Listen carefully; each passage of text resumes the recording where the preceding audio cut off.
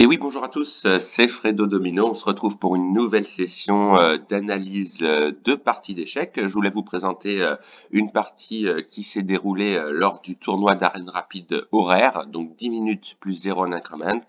J'ai les blancs, mon adversaire a les noirs. On en arrive au 28e coup de la position. Donc si on fait le point au niveau de la position matérielle, il y a tout simplement 2 tours chacun, une dame chacun, et au niveau des pions, pardon, c'est pareil. Donc voilà, 7 pions. Donc même un pion de plus, pardon, pour mon adversaire, autant pour moi. Et dans cette position, c'est au blanc de jouer. Et en fait, je peux espérer la nulle si l'adversaire ne fait aucune erreur. Donc c'est plutôt bon signe pour moi, et d'autant plus que l'adversaire est bien classé, puisqu'il a 2024 points. Donc dans cette position, c'est soit un nul, soit une victoire pour moi, tout simplement. Donc je vais vous demander en fait de me dire quel est le meilleur coup à jouer pour moi dans cette position.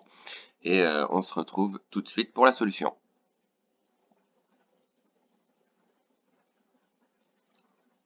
Donc on va passer à la solution de ce problème, relativement simple. Le seul coup possible pour les blancs pour espérer au minimum la nulle, si ce n'est pas la victoire, c'était de jouer le coup suivant. Assez logique.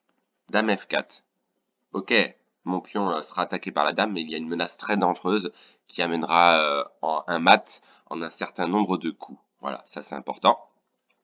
Donc là, seul coup possible pour les noirs, c'est de jouer évidemment le meilleur coup de l'ordinateur également, pion H5 pour défendre ce potentiel échec mat.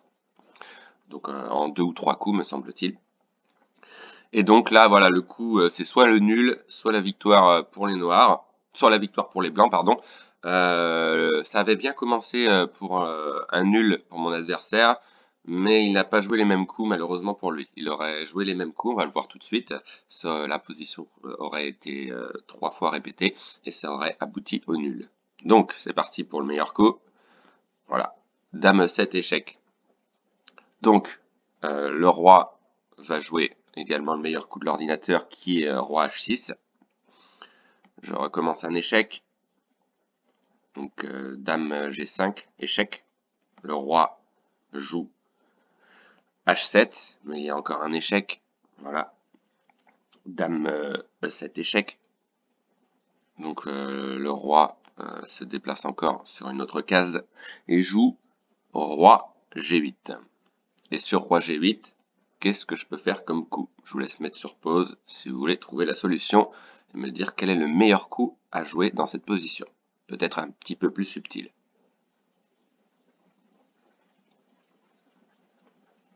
Donc on va passer à la solution de ce problème. Dans cette position, meilleur coup de l'ordinateur également. En fait, j'ai quasiment trouvé les meilleurs coups de l'ordinateur depuis voilà, la fameuse dame en F4, en H4. Donc là, c'était de jouer en fait tour G3, attaquant le pion, et là, il y aura un mat imparable en 2 coups.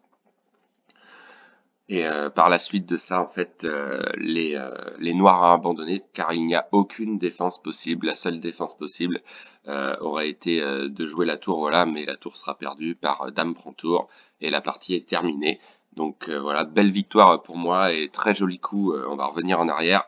Le coup décisif, en fait, c'était voilà, c'était dame H4, avec des menaces très dangereuses.